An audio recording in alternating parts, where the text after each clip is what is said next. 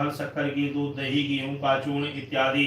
गेहूं के अभाव में साठी का चूर्ण लेकर के सब भक्षण योग पदार्थ जमा करके सवाए पर अर्पण कर दी में तथा बंधु बांधवों सहित ब्राह्मण को भोजन करावे। इसके पश्चात स्वयं भोजन करे।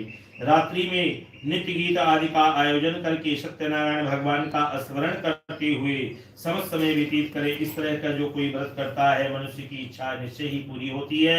विशेष कर कल काल घूमने यही मोक्ष का सरल उपाय है। बोलिए सत्यनारायण भगवान की जय। श्रीमन नारायण नारायण नारायण गोविंद नारायण नारायण नारायण लक्ष्मी नारायण नारायण नारायण सत्यनारायण।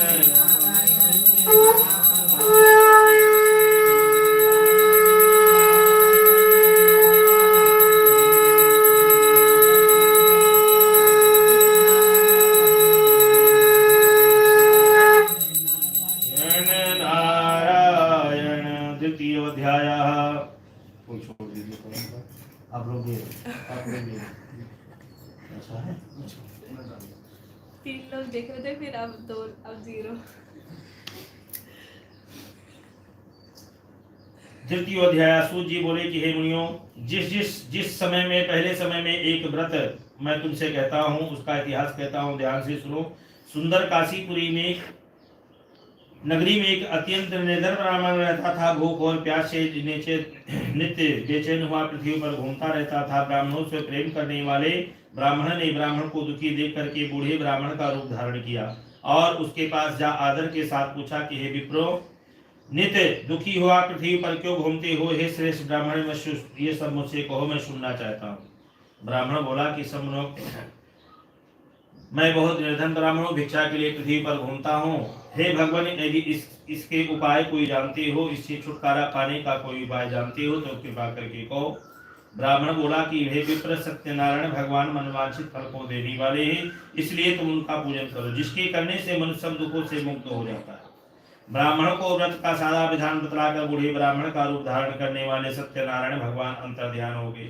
जिस व्रत को ब्राह्मण ने बतलाया है मैं उसके अवश्य करूंगा। निश्चय करने पर उसे रात में नींद भी नहीं आई। सवेरे जल्दी उठा, सत्यनारायण भगवान का निश्चय कर भिक्षा मांगने के लिए चल दिया। उस दिन उसको भिक्षा में बहुत सारा धन मिला, जिससे बंधु बांधवों के साथ सत्यनारायण भगवान का व्रत किया। इसके करने से मनुष्य सब दुखों से छूट करके अनेक प्रकार की संपत्तियों से युक्त हो गया। उस समय से ब्राह्मण हर मास व्रत करने लगा। इस तरह सत्यनारायण भगवान के व्रत को जो कोई करेगा सब दुखों से छूट जाएगा। इस तरह नारद जी से कहा हुआ नारायण का व्रत मैंने तुमसे कहा है। विप्रो, अब मैं क्या कहूँ, आप क्या सुनना चाहती हैं? ऋषि बोले से मुनीश्वर, संसार में इस ब्राह्मण से सुनकर किस किस ने व्रत को किया है वो सब हम जानना चाहते हैं, इसके लिए हमारे मन में श्रद्धा है। सूत जी महाराज बोले कि मुनियों, जिस प्राणी ने व्रत को किया है वो सब सुनो। एक समय वो ब्राह्मण धन और ईश्वर के अनुसार बंधु बांधवों के साथ व्रत करने को तैयार हुआ। उसी समय लकड़ी बेचने वाला बूढ़ा आदमी वहां पर आया। बाहर लकड़ियों का गट्ठर बाहर रख दिया और प्यास से दुखी लकड़हारा वहां पर जा करके ब्राह्मण के मकान में गया। प्यास से दुखी लकड़हारा व्रत को देख करके अपने प्यास को भी भूल गया और नमस्कार करके कहने लगा कि आप क्या कर रहे हैं, इसके करने से क्या फल प्राप्त होगा, ये सब मुझसे कहो, मैं सुनना चाहता हूँ। ब्राह्मण बोला था कि सब मनोकामनाओं को पूरा करने वाला सत्यनारायण भगवान का व्रत है। इसकी कृपा से मेरे यहाँ धन धान्य की वृद्धि हुई है। ब्राह्मण से इस बारे में जानकर लकड़हारा बहुत प्रसन्न हुआ। चरणामृत और प्रसाद के खाने के बाद अपने घर को चला गया। अगले दिन जब वो लकड़हारा अपने घर में था, इस प्रकार का संकल्प किया कि आज ग्राम में लकड़ी बेचने से जो कुछ मुझे धन प्राप्त होगा उसी से श्री सत्यनारायण भगवान का उत्तम व्रत करूंगा।